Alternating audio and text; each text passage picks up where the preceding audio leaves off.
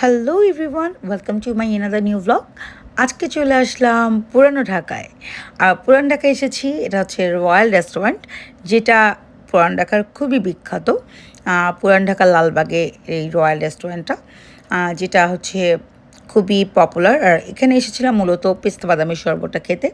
আর পুরান ঢাকা এসেছি আর রয়্যাল এসেছি, তো মানে কাচ্চি খাবো না, তো হতেই পারে না, এটা তো ইম্পসিবল। আর ওদের এখানকার বাসমতি রাইসের কাচ্চি, জালে কাবাব, বিফ শিক কাবাব, বোরহানি, এগুলো সব কিছুই মানে অসাধারণ।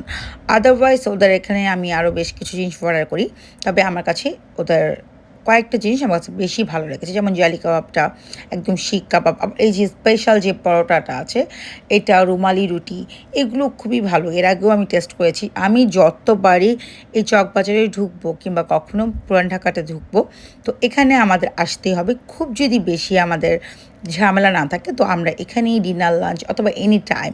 আজকে সন্ধ্যাবেলা দুদিন যাবত আমার প্রপারলি আসলে কোনো কিছুই খাওয়া হয় না। আর এখানে প্রচুর ক্লাউড ছিল, অনেক অনেক। ওদের নিচতলা দোতলা মিলে দুইটা পোর্শন মিলে সেকশন। আর আমার হাতে চলে আসলো, সবার আগে এসে আমি বাদাম শরবতটা নিয়ে নিয়েছি। এটা হচ্ছে পেস্তা বাদামের শরবত, সাথে কিছু কাঠবাদাম কাজু বাদাম ক্রাশ করে দেওয়া ছিল, সাথে জাফরান।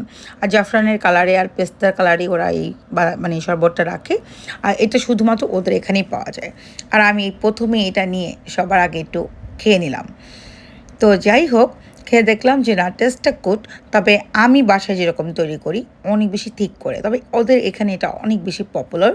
বাট বাসার খাবার তো বাসার খাবারই, আর রেস্টুরেন্টের খাবার তো রেস্টুরেন্টই। তবে যাই বলেন তাই বলেন, পুরান ঢাকায় ওদের এই রেস্টুরেন্টটা খুবই পপুলার।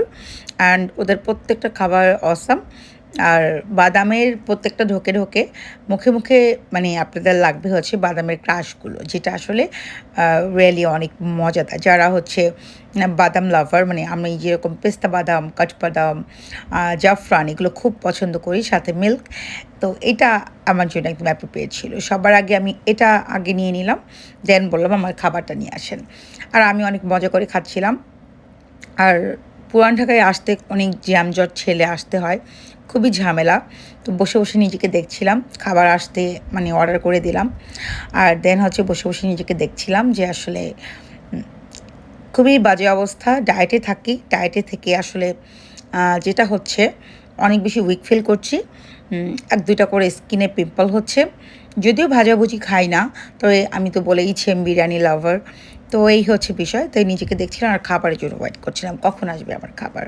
বলতে বলতেই চলে আসলো আমার খাবার। এই দেখেন, বাসমতি রাইসের মানে কাচ্চি, সাথে জালি কাবাব, মাটন লেগ রোস্ট, আর ওটা ছিল বিফ শিক কাবাব, আর সাথে স্যালাড, বোরহানি, এগুলো তো থাকতেই হবে। আর দেখেন কি সুন্দর ঝরঝরে, মানে এনাফ কোয়ান্টিটির। আর এটা একদম মানে রোস্টের মতোই লেগ রোস্টটা। আর এটা হচ্ছে শিক কাবাব। শিক কাবাবটা একদম অসাধারণ, তুলোর মতো নরম। তো যাই হোক, প্রথমেই হচ্ছে আমি জালি কাবাবটা দিয়ে ফার্স্ট খাচ্ছিলাম, যে দেখি আগে কীরকম টেস্ট। আর আমি আজকে অনেক বেশি মানে ক্ষুধা ছিল আমার, বিকজ আমি 2 দিন যাবৎ টোটালি খাই না। টোটালি না খেলে সো ক্ষুধাটা লাগাটাই স্বাভাবিক। আজকে টোটাল 2 দিন, মানে এখন হচ্ছে মানে সন্ধ্যা বলতে কি রাতই প্রায়। তো সন্ধ্যার পর হয়ে গেছে। আর দেখতেই পাচ্ছেন শিক কাবাবটা কী পরিমাণ সফট, তুলার মতো নরম। অনেকেই আছেন বলেন যে শিক কাবাব মানে একটু শক্ত হতে হবে, বাট আমি বাসায় সবসময় এরকম সফট করে শিক কাবাব তৈরি করি। কারণ আপনারা সবাই জানেন আমি সবসময় শেপ কোর্সগুলো কমপ্লিট করি। দেন হচ্ছে যে বোরহানি চলে আসলো। বিরিয়ানির সাথে তো বোরহানি খাবো না, এটা তো হয় না। তো আর পুরান ঢাকার বোরহানি, পুরান ঢাকার সব কিছু, মুড়ি মাখা থেকে শুরু করে অনেক কিছু খুবই টেস্টি। ওদের এখানে অনেক রকম ভাজাভুজি আইটেমও আছে। বাট আমি যদিও ডায়েটে, তারপরেও দেখেন আলুটা কীভাবে খেয়ে নিচ্ছি, বিকজ এটা হচ্ছে বুঝতে হবে কাচ্চির আলু, মানে অসাধারণ। আর এই আলুটা আমি অনেক জায়গায় আসলে কাচ্চি খেয়েছি, অনেক। আমি নিজেও কিন্তু কাচ্চি লাভার, বিরিয়ানি লাভার। মোরগ পোলাও বলেন, কাচ্চি বলেন, বিরিয়ানি বলেন, এটা কিন্তু আমার খুবই পছন্দ রিয়েলি। অনেকে আছে খিচুড়ি লাভার, আমি আবার খিচুড়ি লাভার না। আমি হচ্ছে পোলাও, বিরিয়ানি এগুলো লাভার, রোস্ট এগুলো পছন্দ করি। দেন হচ্ছে খাবার শেষ করতে করতেই দেন হচ্ছে চলে আসলো ওদের ফিরনিটা।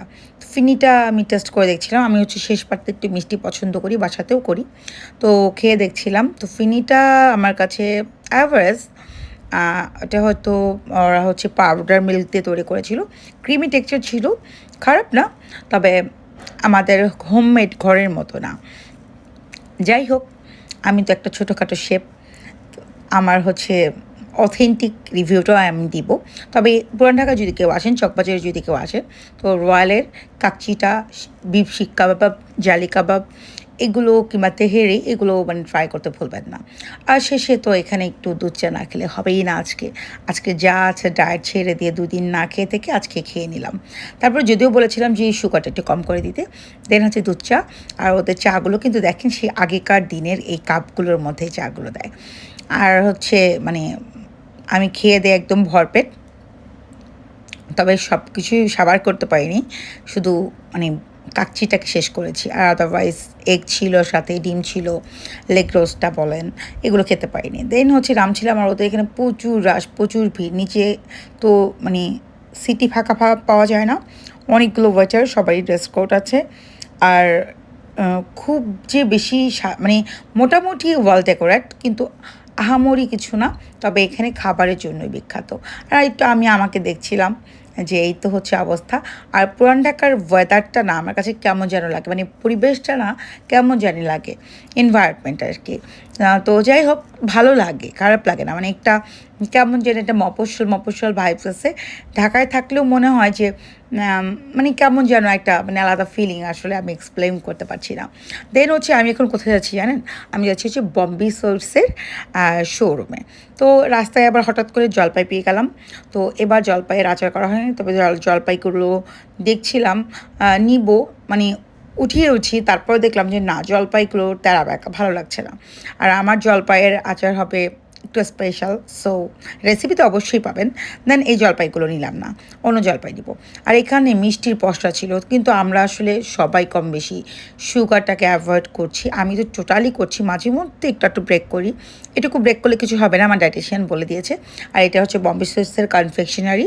আর ওদের এখানে কিন্তু আলাদা করে, যেমন আমরা যে চানাচুরের মসুর ডাল, মুগ ডাল, তারপরে হচ্ছে এই যে এই রকমের যে চানাচুরগুলো পাই, তো এগুলো সবই ছিল। মাঝখানে যেটা বড়টা থাকে সেটা শেষ হয়ে গেছিলো, আর মিক্স চানাচুর ছিল। আমি সব কিছুই মোটামুটি হাফ কেজি করে নিয়ে নিলাম, কারণ যে সব কিছুই টেস্ট করতে হবে। আর ওদের এখানে এক্সট্রা একটা মশলা আসে, সেই মশলাটাও বললাম যে আলাদা করে দিয়ে দেন। আমি যেহেতু ঝাল খাই না, সো একটু লবণ খাওয়া যেতে পারে, বাট ঝাল না।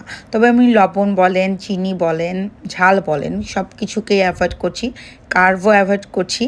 তারপরেও মাঝে মধ্যে তো এরকম ব্রেক করে খেয়ে ফেলি, আর সেই ভিডিওগুলো আপনাদের সাথে শেয়ার করি। তো এই করতে করতে আমরা আবার বাসায় চলে আসলাম। এসে রাতের বেলা সবাই মিলে আড্ডা দিতে একটু চা খেয়ে নিলাম। আমি একটু তুলসী টি খাচ্ছিলাম, রাতে আর কিছু খাবো না, যেহেতু 2 দিন না খেয়ে থাকার পরে আজকে অনেক খাওয়া দাওয়া করেছি। এই তো আজকে এই পর্যন্তই। কেমন লাগলো আমার ব্লগটি অবশ্যই জানাবেন। আল্লাহ হাফেজ।